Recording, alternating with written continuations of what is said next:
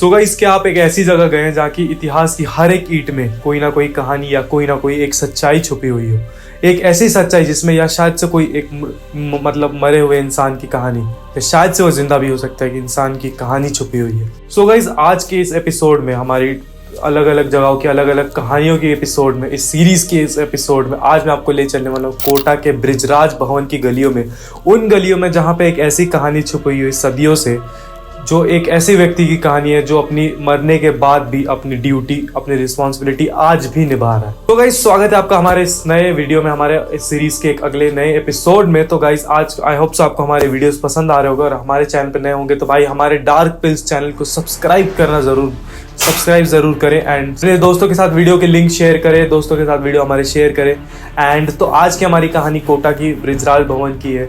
तो आज की हमारी जो हॉरर स्टोरी हम स्टार्ट करने वाले हैं, कोटा की एक बहुत ही फेमस कहानी है, बहुत ही बड़ी हॉन्टेड कोटा की स्टोरीज है, मतलब बहुत पॉपुलर उस जगह की। तो चलिए, आपका बिना टाइम ना वेस्ट करते हुए करते हैं आज की स्टोरी की शुरुआत। ये कहानी एक गर्मियों की शाम की है, जहाँ पे रवि जो है वो अपने कोटा घूमने आया था, एंड वो डिसाइड करता है कि वो बृजराज भवन जो कि कोटा में वहाँ स्टे करेगा।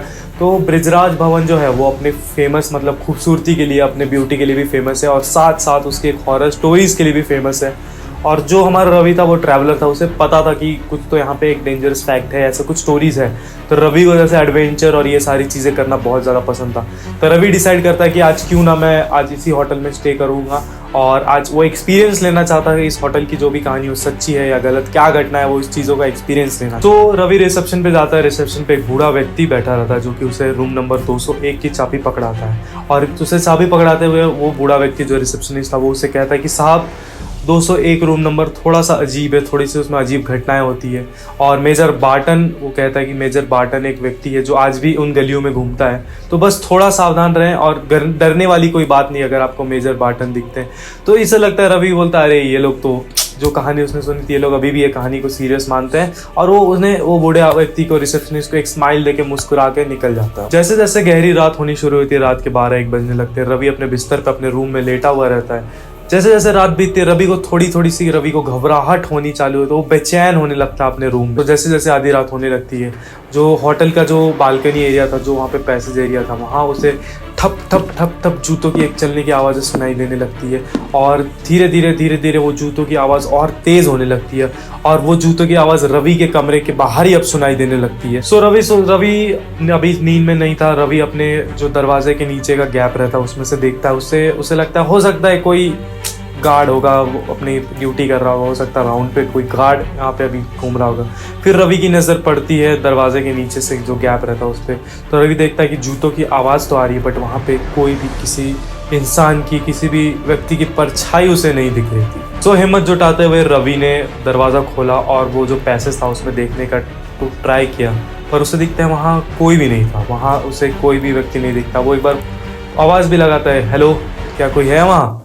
फिर भी उसे कोई रिस्पांस नहीं मिलता। पूरी मतलब वो गैलरी, पूरी बालकनी, पूरा जो पैसेज था होटल का पूरा खाली था, पूरा सन्नाटा छाया हुआ था वो पैसेज। तो रवि पैसेज में निकलता है और आगे थोड़ा जाने का कोशिश करता है। जैसे ही रवि निकलता है उसे महसूस होता है कि जो पैसेज है वो बहुत ही ठंडा हो गया, उसे एक अजीब सी वहाँ पर ठंडी महसूस होने लगती है।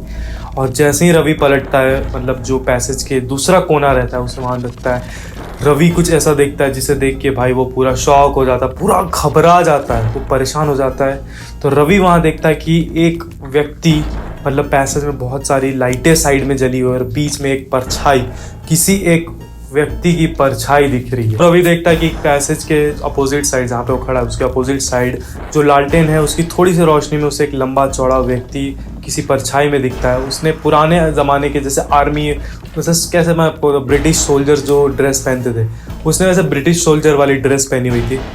रवि उसे देखता है, मतलब बहुत ही लंबा चौड़ा इंसान था। रवि उसे देखता है, उसे आवाज़ करता है, हेलो, आप सुन रहे हैं? क्या मैं आपकी कुछ हेल्प कर सकता हूँ? कहने पे वो इंसान जो भी था शैडो में, उसने कुछ नहीं कहा, वो उल्टा मुड़ा और होटल का जो मेन पैसेज था, जो मेन वहाँ पे रिसेप्शनिस्ट एरिया था, मेन रूम था, वो उसके तरफ चलने लगा।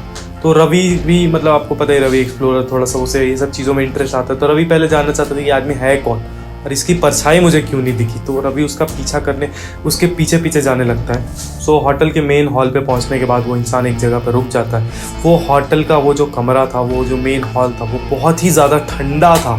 मतलब वहाँ पे रवि जब सांस ले रहा था उसके मुंह से जो भाप रहती है, मतलब जो फॉग रहता है उसके मुंह से बाहर आ रहा था। अचानक से वो इंसान पलटता है, उसके फेस पे एकदम वो मूंछों का ताव, वो एकदम एकदम सीरियस टोन उस बंदे के फेस पे एकदम दिख रहा था। वो जो व्यक्ति था जो ब्रिटिश ड्रेस में था, ब्रिटिश आर्मी के ड्रेस में था, रेड ड्रेस में, उसके फेस पे एकदम सीरियसनेस उसके फेस पे साफ नजर आ रही। तो रवि जब तक उससे कुछ कह पाता, उस इंसान ने एक रूम के कमरे की तरफ ऐसा हाथ पॉइंट किया, तो रवि ने ये देखा कि भाई उस रूम के कॉर्नर पे बहुत सारे खून के धब्बे लगे हुए, बहुत ही ज्यादा वहां पे खून बिखरा हुआ है। तो अचानक से हॉल में बहुत ही तेज आवाज गूंजी कि यहीं पर सब खत्म हुआ था, यहीं पे मेरे और मेरे बेटे को मारा गया था।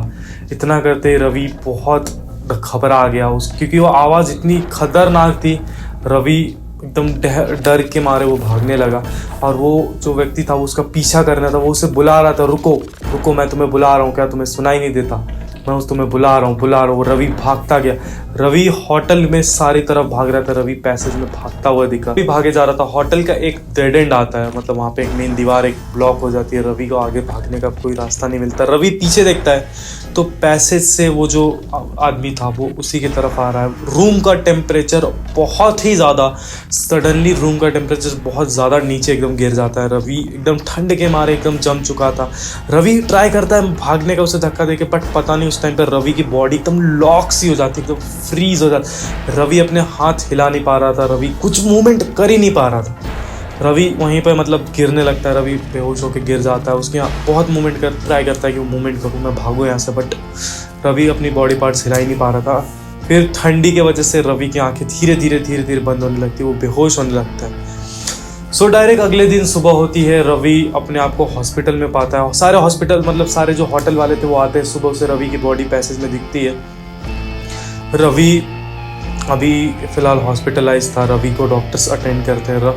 फिर रिपोर्ट आने के बाद ये होता है कि रवि के जो बॉडी है वो आधी बॉडी उसकी पैरालाइज्ड हो चुकी है। अब ये डॉक्टर्स ने रीज़न ये बोला, हो सकता है उसने बोला कुछ इसने या तो ऐसा देख लिया जो इसे नहीं देखना चाहिए था, एंड अनदर रीज़न है कि इसके बॉडी का जो ब्लड टेम्परेचर है बहुत ज़्यादा ड्रॉप हो चुका है, जिसकी वजह से सडन ड्रॉप की वजह से बॉडी टेम्परेचर की वजह से इसके हाफ बॉडी पैरालाइज हो चुकी है। तो रवि अभी भी मतलब सब कुछ सुन सकता था, सब कुछ समझ सकता था। तो रवि अभी अपने दिमाग में ये सोच रहा था कि ये जो कहानी मैं एक्सप्लोर करने निकला, एक्सपेरिमेंट करने निकला था, ये मुझ पे भारी पड़ गया। रवि पे ये एक्सपेरिमेंट उसका बहुत भारी पड़ जाता है। तो गाइस अभी तक जो आपने कहानी सुनी ये तो फिलहाल रवि की कहानी थी। अभी फिलहाल रवि ठीक हो चुका, उसने ये कहानी मतलब इंटरनेट पर आर्टिकल पोस्ट किया, उसने बताया ये पैलेस की कहानी।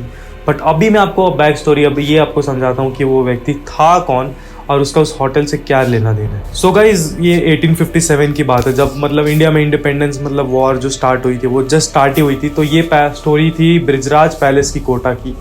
तो वहाँ पे मेजर बर्टन अपनी फैमिली के साथ उस टाइम पे इंडिपेंडेंस पे कोटा को मैनेज करते थे, वहाँ पे रूल करते थे। मतलब ब्रिटिश ने उन्हें वहाँ की अथॉरिटी दी थी उन्हें कि आप यहाँ का मैनेज करो। तो कोटा का ब्रिजराज पैलेस वो उनका स्टेइंग होम था, उनके फैमिली के साथ वो वहाँ पे रहते थे। जैसे आपको पता है कि इंडिया इंडिपेंडेंस के टाइम पे मतलब रेबल्स, बहुत इंडियन रेबल्स किसी भी मतलब government office, British government office में ब्रेकआउट करते थे। तो सीन ऐसा हुआ कि एक ऐसे नॉर्मल दिन मेजर बार्टन अपने पैलेस में, ब्रिजराज पैलेस में थे, तभी इंडिया मतलब बहुत सारे वहाँ पे लोकल सिविलियंस जो थे उन्होंने रिवॉल्ट कर दिया, एंड मेजर बार्टन के जो पैलेस था उसमें घुस के उन पे अटैक किया, उनकी पूरी फैमिली को मार दिया गया। तो जो अभी आपने स्टोरी में सुना कि जो मेजर बर्टन थे वो एक मतलब लोकेशन पे पॉइंट आउट कर रहे थे जहाँ पे ब्लड था, तो वहीं पॉइंट पर उन्हें लोगों ने गोली मार के उनके बेटे और उनकी साथ में उसी जगह पे उनकी हत्या कर दी थी। बट लोगों को लगा कि मेजर बार्टन ख़त्म हो गए हैं, बट मेजर बार्टन की कहानी वहाँ पर भी फिलहाल ख़त्म हुई नहीं थी। मेजर बार्टन अभी भी एज अ जिंदा रह के भी, बट उनकी बिना बॉडी के वाली कंडीशन हो गई थी। तो मेजर बार्टन अभी भी वहाँ जिंदा थे, एक रूप में, एक आत्मा के फॉर्म में मेजर बार्टन अभी भी वहाँ जिंदा थे। भूत के साथ आत्मा के फॉर्म में भी रहने के बाद मेजर बार्टन बहुत साल बीत गए उस प्लेस पे, उनकी आत्मा वो जो थी भटकती रही। जो ब्रिजराज पैलेस था वो रिस्टोर हुआ, मतलब उसका रेनोवेशन किया गया। मतलब आज भी मेजर बार्टन की वहाँ पे चलने की आवाज़, उनकी बूट्स की आवाज़ हर टाइम उन पैसेज पे आज भी सुनाई देती है। एंड वहाँ पे जितने भी केयर टेकर्स हैं, जितने क्लीन, जैसे आपने अभी सुना कि वो जो हमारा बुढ़ा, वो जो था बूढ़ा एक व्यक्ति जिसने रिसेप्शन पे की दी थी रवि को, उसने उसे अभी भी वार्न किया था कि मेजर बार्टन यहाँ अभी भी घूमते हैं।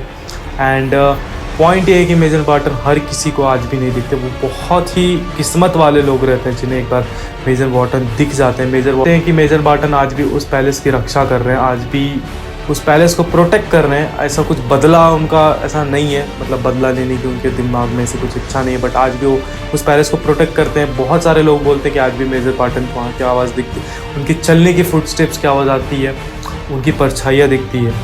तो गाइज़ आप बताइए कि आपको ये कहानी कैसी लगी एंड क्या आप कभी कोटा जाके ये एक्सपीरियंस लेना चाहेंगे? क्या आप चाहते हैं कि मेजर बार्टन आपको दिखे? तो गाइज़ मैं आपको ये बोलूँगा कि आप चाहें ब्रिजराज पैलेस जो भी आप एक्सप्लोर करें, और क्या पता आपकी किस्मत अच्छी हो तो आपको भी मेजर बार्टन कभी ना कभी देखने को मिल जाए। सो गाइज आज का यही था हमारा वीडियो, एंड करते हैं आज के वीडियो को एंड। आई होप सो आपको हमारा ये वीडियो आज का पसंद आएगा। वीडियो पसंद आएगा तो चैनल को सब्सक्राइब करना बिल्कुल ना भूलें, एंड वीडियो पसंद आएगा तो अपने दोस्तों के साथ शेयर करें, वीडियो को लाइक करें। एंड मिलता हूं मैं आपको ऐसे ही किसी और next horror place, horror location के साथ एक और अगले नए एपिसोड में। तब तक के लिए बाय।